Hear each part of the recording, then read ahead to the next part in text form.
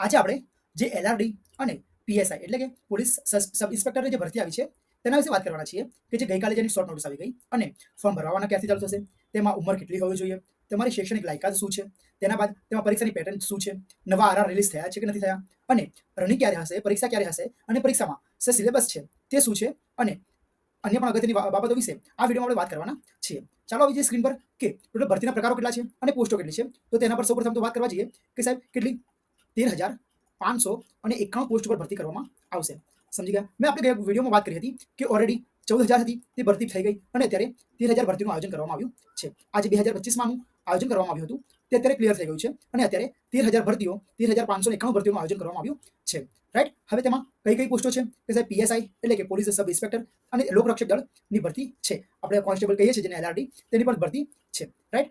Jail સિપાઈ છે, તેના બાદ આમ પોલીસ હથિયારધારી, બિન હથિયારધારી, આ બધી પોસ્ટો વિશે આપણે આગળ વાત કરવાના છીએ.